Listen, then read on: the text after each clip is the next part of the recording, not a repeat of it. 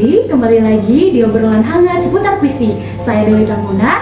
Pada saat ini kita akan membahas apa itu puisi dan bagaimana puisi itu disusun. Nah, sebelum kita memulai membahas apa itu puisi dan unsur pembangunannya, kita akan memperkenalkan dulu dua pembicara hebat kita. Pertama, sebelah kiri saya. Halo semuanya, saya Kanta, saya mahasiswa dari Program Pendidikan Bahasa Indonesia. Dan saya, Siska Subrian, saya juga dari Program Pendidikan Bahasa Indonesia. Nah, mantap.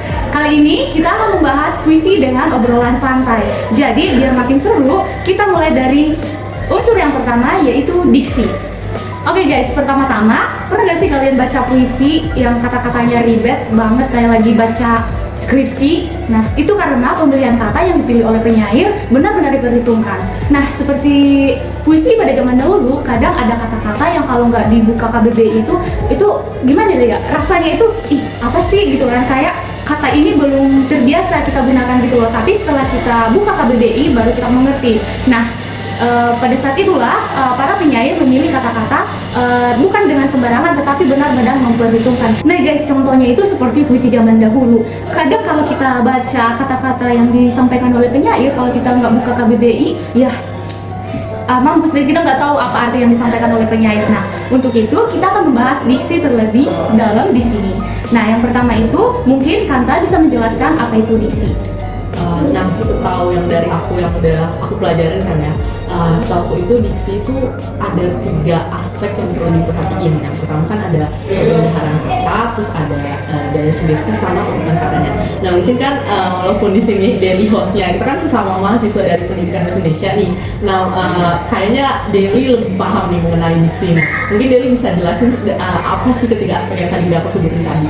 Oke guys, jadi diksi itu tadi kan dibilang Kanta, kalau memilih diksi itu ada 3 jenis. Yang pertama itu perbendaharaan kata, dan yang kedua itu sugesti, dan yang satu lagi yaitu urutan kata. Nah, jadi kalau perbendaharaan kata itu adalah gimana para penyair ini berkaitan dengan latar belakang oleh penyair. Jadi ketika penyair ingin mengungkapkan sesuatu atau menyampaikan sesuatu melewati kata-kata, tetapi pesan yang ingin dia sampaikan itu tidak tersampaikan dengan kata-kata yang umum kita gunakan dalam kehidupan sehari-hari. Oleh karena itu, si penyair ini bisa menggunakan contoh kata-kata memang yang berkaitan dengan konteks sosial budaya atau dari latar belakang si penyair ini. Jadi sering kali kita temuin puisi yang ketika kita menganalisis struktur pembangunan puisi itu, kita tidak mendapatkan makna apa yang disampaikan, tetapi ketika kita menelusuri latar belakang dari si penulis itu, oh ternyata ini maknanya. Jadi itulah yang disebut dengan perbendaharaan kata. Sedangkan urutan kata itu, ya itu sama seperti bagaimana si penyair itu memilih kata-kata yang tepat. Sebenarnya di sini dari pengertiannya aja itu pemilihan kata itu berkaitan dengan urutan kata tadi. Nah, yang ketiga itu daya sugesti. Nah, daya sugesti ini juga berkaitan dengan kedua jenis yang tadi, perbendaharaan kata dan juga urutan kata, di mana daya sugesti ini penyair benar-benar memikirkan kata atau memilih kata yang dapat memberikan atau yang dapat mensugesti pikiran kita ketika kita membaca, itu seolah-olah kita dibawa gitu loh, kita ikut merasakan apa yang disampaikan oleh si penyair itu. Nah, itulah beberapa yang bisa saya sampaikan tentang diksi dari beberapa teori yang saya baca. Mungkin Kak Siska bisa menambahkan tentang apa itu diksi, Kak? Nah, dari yang udah dijelaskan sama Kak Dewi tadi, saya sangat setuju banget betapa pentingnya penggunaan diksi ini dalam menyusun suatu puisi. Jadi diksi itu bukan tentang hanya kata-kata yang keren, tapi juga bagaimana efek pemilihan kata yang kita lakukan itu sangat bermakna dan mempengaruhi puisi yang kita ciptakan. Mau itu kata-kata yang bikin baper, bikin marah, emosi. Nah, diksi adalah salah satu cara untuk melakukan suatu efek dari puisi tersebut. Oke, jadi guys, dari kedua pengertian yang disampaikan oleh Kak Kanta dan Kak Siska, jadi kesimpulan yang saya bisa ambil yaitu bahwa diksi itu merupakan pemilihan kata yang tepat dan sesuai konteks untuk menyampaikan gagasan dengan memperhatikan makna, situasi, rasa, dan efek yang diinginkan para pembaca atau pendengar. Nah, tadi kan kita udah membahas apa itu diksi. Nah, sekarang kita juga akan membahas yang lebih seru dari diksi. Kira-kira apa itu ya? Nah, jadi selanjutnya kita akan membahas tentang citraan. Jadi di sini kita akan dibuat seolah-olah membayangkan yang tidak terjadi menjadi terjadi gitu loh. Nah, untuk itu apa sih citraan itu? Mungkin dari Kak Kanta bisa menjelaskan apa itu citraan. Nah, seperti yang tadi udah Kak Deli sampaikan kan sedikit tentang citraan itu, gimana sih kita bisa membayangkan apa yang kita baca gitu kan.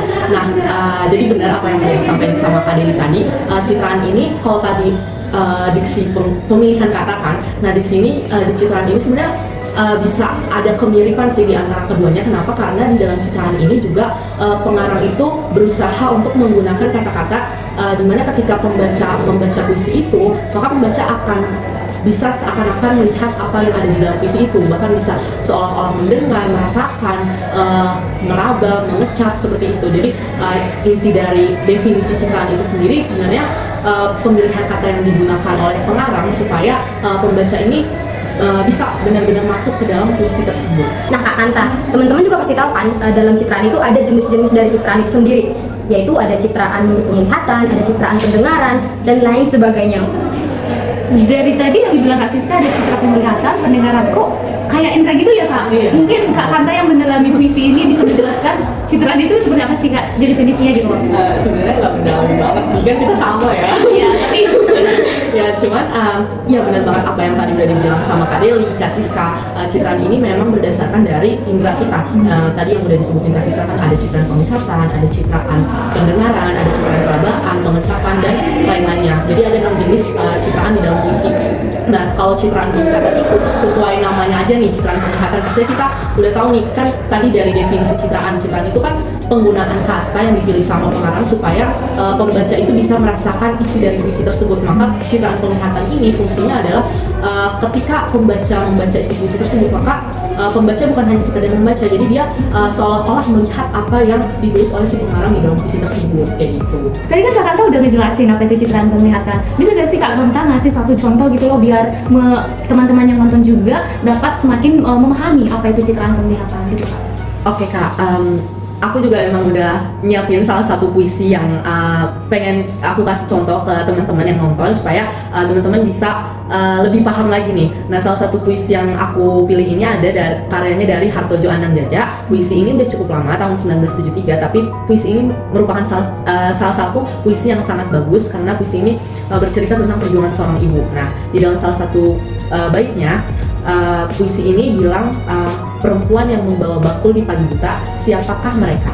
Mereka ibu-ibu berhati baja, perempuan-perempuan perkasa. Nah kalau teman-teman dengarkan dan teman-teman bisa cari lebih lanjut di berbagai sumber tentang puisi ini, dari tadi 2 kalimat yang saya ucapkan itu, di perempuan yang membawa bakul di pagi buta, siapakah mereka? Nah dari sini, maka ketika kita membaca kalimat ini, kita akan membayangkan bagaimana perempuan itu membawa bakul di pagi hari gitu. Jadi di sini kita bisa melihat, oh ternyata citraan penglihatan itu ketika kita membacanya, maka kita seolah-olah akan melihat bagaimana kondisi dari apa yang ditulis oleh si pengarang tersebut. Jadi otomatis feel-nya pun lebih dapat ketika kita membacanya. Begitupun dengan citraan-citraan yang lainnya Kak. Oh jadi seperti itu ya Kak? Seperti itu citraan.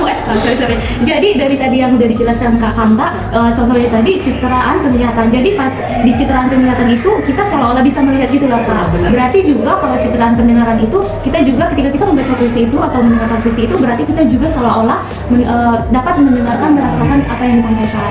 Berarti citraan yang lain juga seperti itu ya Kak, perabaan dan cuma gitu. Iya benar. Oke guys, dari penjelasan yang udah disampaikan oleh Kak Kanta dan Kak Siska, gimana ya, aku kayak semakin mencintai puisi gitu loh. Kayak kalau kita benar-benar membahas atau mempelajari puisi lebih dalam, wah seru juga ya, kayak film-film gitu loh. Kita bisa dibuat berimajinasi gitu, seolah-olah kita ikut merasakan apa yang dirasakan oleh penyair itu loh. Nah sekarang kita akan membahas ya unsur pembangunan puisi yang ketiga, dan ini juga tidak kalah menarik dari 2. Tadi kita udah membahas apa itu diksi dan apa itu citraan. Nah sekarang kita akan membahas apa? Ada yang tahu nggak? Gaya bahasa. Gaya bahasa. Nah, mungkin tadi kan udah dari Kak Kanta nih yang duluan. Mungkin Kak Siska bisa menjelaskan apa itu gaya bahasa Kak? Nah guys, kita sekarang akan lanjut membahas bagian ketiga dari pembahasan kita pada hari ini, yaitu gaya bahasa. Nah ini gak kalah bikin pusing dari yang udah dibahas sama Kak Deli dan juga Kak Kanta. Apa itu tadi? Yaitu diksi dan juga citraan. Nah sebelum kita membahas apa yang menjadi hal-hal yang membuat pusing dari gaya bahasa sendiri, kita akan membahas apa definisi dari gaya bahasa. Nah, apa yang menjadi definisi dari gaya bahasa itu? Gaya bahasa adalah metode yang digunakan oleh penulis untuk mengungkapkan ide-ide mereka melalui puisinya.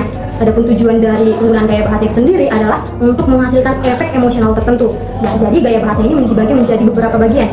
Sangat banyak, namun kita akan membahas beberapa gaya bahasa yang biasa atau umum digunakan dalam menulis suatu puisi. Nah, Kak Siska, kita kan udah tahu nih, udah belajar juga tentang gaya-gaya bahasa dalam puisi. Nah, yang paling umum itu kan ada 4 ya Kak, ada repetisi, anafora, personifikasi, sama sarkasme. Nah, kira-kira Kakak boleh gak jelasin nih, apa sih dari keempat jenis itu? Kalau sarkasme mungkin sebagian besar kan udah pada tahu kayak itu biasanya untuk menyindir secara halus. Nah, mungkin Kak Siska bisa jelasin lebih lanjut tuh tentang sarkasme dan gaya bahasa lainnya. Benar banget yang udah dijelasin sama Kak Kanta. Sarkasme itu memang merupakan suatu sindiran secara halus, namun itu adalah sindiran yang sangat tajam sehingga siapapun yang membaca puisi tersebut dia akan langsung dapat merasakan apa yang disampaikan sama penulis. Misalnya dalam puisi Doa yang Tertukar karya Fadly, bagaimana dalam satu bagian dari puisinya itu yang menyebutkan doa sakral seenaknya kamu begal, itu yang niatnya berdoa tapi malah dijadiin sebagai bahan dagelan politik. Itu bagaimana caranya si Fadly itu menyindir orang-orang yang berkaitan dengan politik begitu. Terus ada itu gak sih Kak, personifikasi itu aku kayak dengar contohnya gitu kan Kak, seperti kayak mikrofon mematuk mulut sendiri. Aku lupa itu karya siapa, cuman dari situ kebayang gak sih Kak itu mikrofon mematuk mulut sendiri. Nah, jadi kan kayak personifikasi itu kalau dari contoh itu aku kayak menyimpulkan itu atau mendefinisikan itu berarti itu gaya bahasa yang digunakan untuk menggambarkan suatu objek gitu ya Kak, atau gimana Kak Sis? Nah, benar banget sama yang dijelasin oleh Kak Deli. Namun contoh yang udah disebutin Kak Deli itu juga contoh dari karya dari Fadly. Nah, lebih jelasnya lagi tentang personifikasi itu ialah gaya bahasa yang mengandaikan bahwa benda itu seolah-olah adalah benda hidup. Jadi seolah-olah dia bisa melakukan segala tindakan yang dilakukan oleh manusia. Gitu Kak Deli. Jadi kayak contohnya tadi mikrofon itu kan udah mati. Jadi dari apa yang tadi Kak Deli sampaikan, mikrofon mematuk mulut itu seperti dia seakan-akan benda hidup. Iya, benar. Seru juga ya Kak kalau dipelajari tadi diksi, citraan, terus ini gaya bahasa juga dibagi menjadi beberapa jenis. Tadi kan Kakak udah sempat nyinggung nih yang umum dipakai itu ada 4. Udah ada sarkasme tadi, terus personifikasi. Terus juga aku kayak pernah dengar itu gaya bahasa repetisi. Iya, sejauh ini yang aku pahami itu gaya bahasa repetisi itu nggak sih Kak gaya bahasa atau majas yang mengandung makna atau pengulangan berkali-kali gitu terhadap kata atau kelompok kata yang sama, benar nggak sih Kak Siska gitu? Nah, bener banget sama yang udah dijelasin oleh Kak Deli. Dari katanya aja repetisi. Dalam bahasa Inggris kan kita kenal sebagai repeat gitu, jadi ulang. Nah, lebih jelasnya lagi definisi dari repetisi itu merupakan majas yang mengulang suatu kata ataupun kelompok kata secara berkali-kali atau berulang-ulang. Nah, dalam repetisi itu termasuk juga yang namanya aliterasi. Tahu aliterasi kan Kak? Ya, tapi mungkin Kak Siska boleh jelasin apa itu aliterasi karena mungkin yang nonton belum pada tahu nih Kak. Nah, aliterasi itu adalah pengulangan konsonan. Jika asonansi itu pengulangan vokal, maka aliterasi itu adalah pengulangan konsonan dalam suatu puisi. Nah, kita ambil contoh lagi dari Doa yang Ditukar karya Fadly tadi.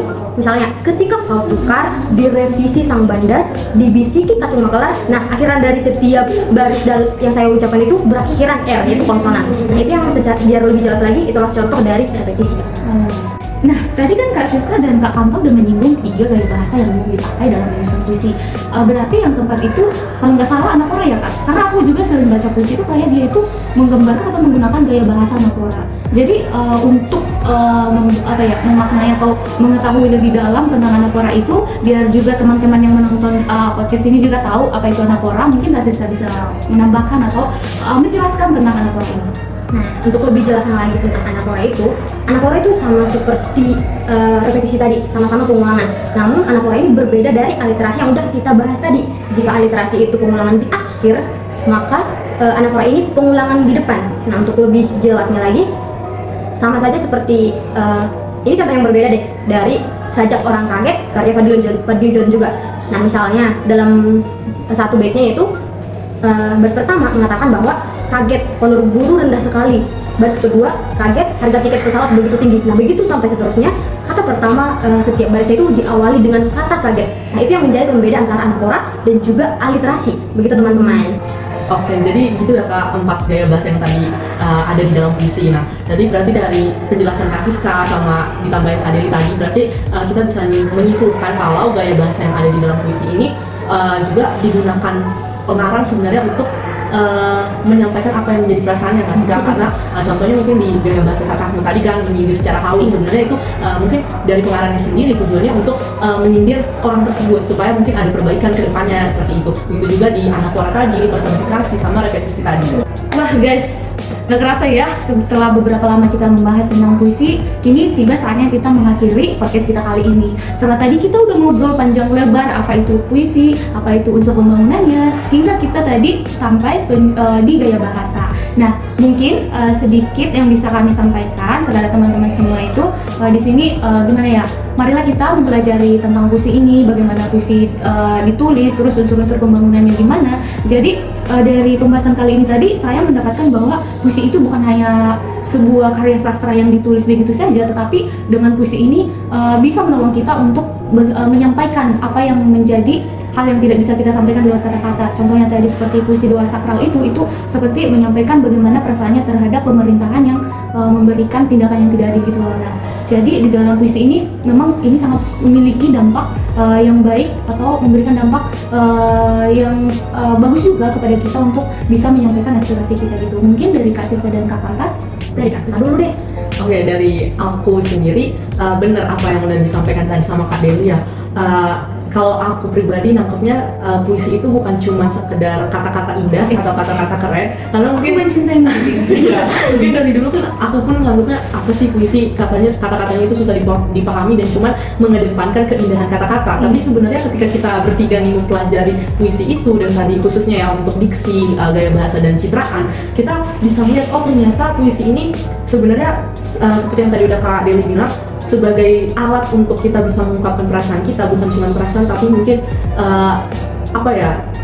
saran dari kita gitu. Mungkin karena kita takut atau mungkin malu ya untuk mengungkapkan secara langsung, kita bisa menggunakan puisi ini, dan ketika orang lain membacanya itu juga bisa relate ke orang itu gitu. Jadi teman-teman jangan takut untuk mengeksplorasi kata-kata di dalam membuat puisi, karena puisi sekarang juga udah nggak terikat sama aturan-aturan lama lagi kayak dulu kan Kak. Iya. Kita sekarang udah bebas menggunakan kata-kata, jadi gunakanlah sarana yang ada, gunakanlah talenta kalian untuk membuat puisi sesuai dengan apa yang kalian rasakan, kayak gitu sih. Mungkin Kak Siska gimana? Nah, setuju banget tuh Kak. Jadi saya juga secara pribadi menyarankan teman-teman untuk menuangkan setiap talenta yang teman-teman punya untuk mungkin membuat puisi seperti yang udah dijelaskan sama Kak Anta maupun Kak Dini tadi. Tapi teman-teman juga jangan lupa nih untuk membaca puisi, karena puisi ini gak cuma bikin kita merenung, tetapi seperti yang udah dijelaskan sama Kak tadi, kita juga akan menyerap berbagai informasi baru, pengetahuan baru, seperti kosakata baru itu juga menjadi suatu wawasan baru bagi kita gitu. Jadi tidak hanya untuk menyampaikan perasaan, mungkin perasaan ke seseorang yang kita suka, tapi juga seperti yang dijelaskan tadi bisa menyampaikan aspirasi, dan bahkan yang terpenting itu puisi itu menjadi sarana kita menyampaikan segala ide-ide yang kita punya gitu. Nah guys, itulah yang menjadi kesimpulan yang bisa kami sampaikan pada podcast kita kali ini. Nah, saya sebagai hostnya sangat berterima kasih untuk teman-teman yang mengikuti podcast ini dari awal hingga akhirnya. Saya sebagai host dari Materi Tambunan dan Saya Kanta. Dan saya Siska, kami pamit undur diri. bye-bye.